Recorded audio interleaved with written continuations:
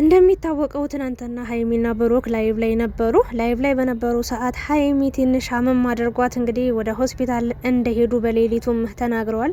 ማታ ማንም ሰው እያመነኝ አልነበረም፣ ግን ሀይሚ አሟት ነበር ከላይቭ የወጣቸው በማለት ብሩክ ቢናገርም ተመልካቾች ግን ሊያምኑት አልቻሉም። ሀይሚን አምጣ እያሉት ነበረ ማለት ነውና በጣም ይሄ ነገር ከባድ ስሜት ነው ነገራችን ላይ እኔ ማታ ያው ላይቭን ስከታተል ነበረ።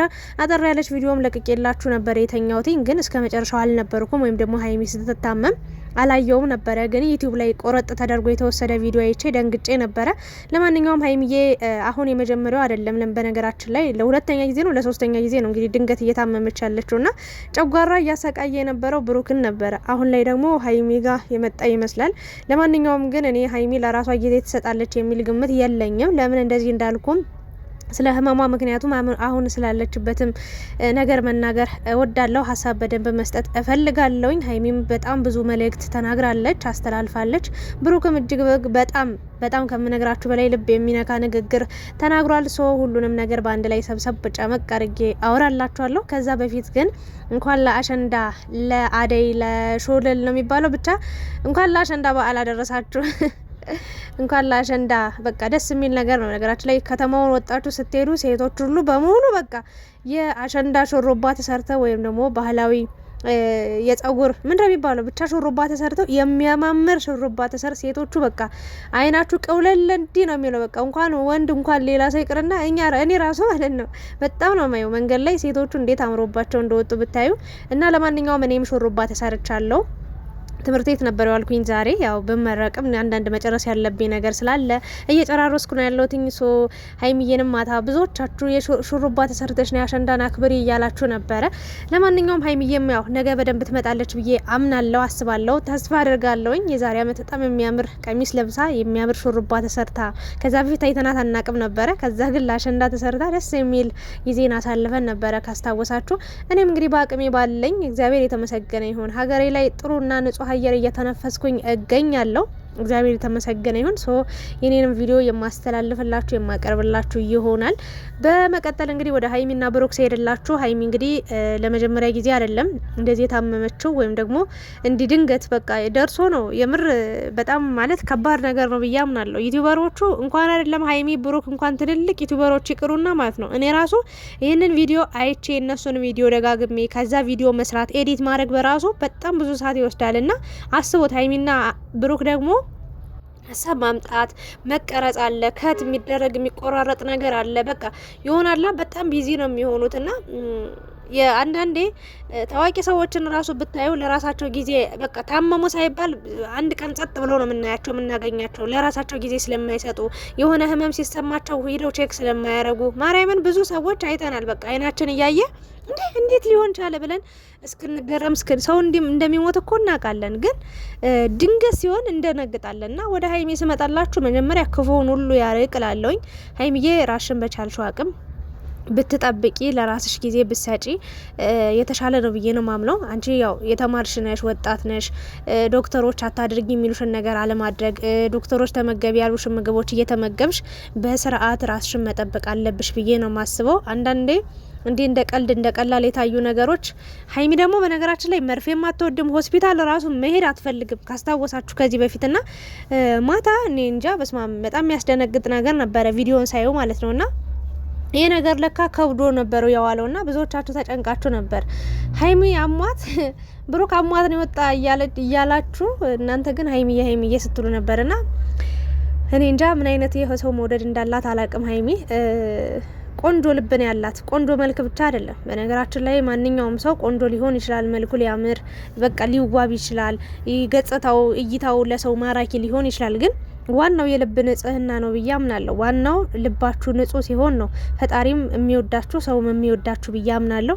ሀይሚዬ ከዛም በላይ ናትና መልክ ብቻ ሳይሆን ልቦናዋም፣ ውስጧም፣ ሆዷም፣ ጨጓሯም፣ ኩላሊቷም በቃ አንጀቷም ሳይቀር ንጹህ እንደሆነች ነው የማስበው። በእውነት ነው የምላችሁ። ማለት ፍጹም ሰው ናት እያልኩኝ ሳይሆን ያው እንደ ሰው የምትሳሳታቸው ነገሮች ይኖራሉ፣ ግን ልቧ ሁሉ ንጹህ ነው። በቃ ቀና አስተሳሰብ ነው ያላት። ለሰው መልካም ነገር ነው የምታስበውና ሰው ደግሞ በዛ ልክ እግዚአብሔር ሰጥቷታል። አትረፍርፎ ነው የሰጣት። በእውነት ነው የምላችሁና የልቧን የውስጧን ቅንነት አይቶና ሀይሚዬ እንኳን ደህና ሆንሽልን፣ እንኳን እግዚአብሔር ምህረቱን ላከልሽ። ግን በዚሁ እየቀጠለ የሚሄድ ከሆነ ለአንቺ አደገኛ ስለሚሆን እባክሽን ለራስሽ ከምን ጊዜውም በላይ ጥንቃቄ ልትወስጂ ይገባል። ብሩክን ካየሽው በፊት ያገኘውን ነበር የሚበላው፣ ቦርጫም ሆኖ ነበር፣ በጣም ወፍሮ ነበር። በእውነት ነው የምላችሁ። አሁን ይኸው የሚበላቸውን ምግቦች ዘይት ሳይቀር መርጦ ነው የሚበላው አይደለ ሀይሚዬ? እና አንቺም ከሱ ጋር እንደውም የስፖርተኛ ምግብ ብበይ ጤናሽን እየጠበቅሽ ደስ በሚል ሁኔታ ሼፓም እየሆንሽ ትመጫለሽ ብዬ አምናለሁ። ሶ አደራ ሀይሚዬ በጤናሽ በቃ ባለሽ የህይወት ጉዳይ ችላ ልትይው አይገባም። ራሽን ጠብቀሽ ከራስሽ ጋር ሆነሽ ነው አንቺ ስትኖሪ ነው ሁሉም ነገር የሚኖረው። በእውነት ነው የምልሽ። ምን ያህልም ብንወድሽም ብናከብርሽም በቃ እኛ ሁሌ ደህና ሆነሽ ጤነኛ ሆነሽ እንድናይሽ ነው የምንፈልገውና ሀይሚዬ ራሽን እንድትጠብቂ ከዶክተሮች የምትነገሪውን ነገር በሙሉ ተግባራዊ አድርገሽ በጤና እንድትመጭልን ነው የምለው። ለማንኛውም ሀይሚ ደህና ስለሆነች በጣም ደስ ብሎኛል። ዛሬ እንግዲህ ለሀይሚዬ ትልቅዬ ሙሉ አበባ ነጭ ያለው ቀይ ያለው የሚያምር አበባ ተሰጧታል። ሌላም ደብዳቤ ተሰጧታል። ብሩኬ ትናንትና አሞሽ ሆስፒታል ስትሄጅ ነው በቃ በትናንትናው አጋጣሚ ነው በቃ ይህንን የጻፍኩት ብሏልና የማይረሳ ቀን ነው። በነገራችን ላይ ሀይሚና ብሩክም ለጎጆ መውጫ እየተባሉ ራሱ ጊፍት እየተሰጣቸው ነበር ቲክታክ ላይ። በሁሉም ዘንድ ተወዳጅ ናቸው። እኔ ሀይሚና ብሩክን የምፈራው ምን መሰላችሁ?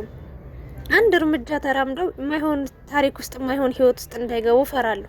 አንድ እርምጃ ከተራመዱ የኢትዮጵያ ሕዝብ አስቡት፣ በጣም መውደድ የቻለ ልብ በጣም ይጣላልና አንዴ በቃ በጥርስ በሰው አይን እንደው የሰው አይን ጠብቃችሁ ነው የምለው። በቃ በክፉ መንገድ እንዳትሄዱ፣ ጥሩ መንገድ በዚቹ እንድትቀጥሉ እስከ መጨረሻው በፍቅር እንድትጸኑ በቃ እንድትቀጥሉ ነው የምፈልገው።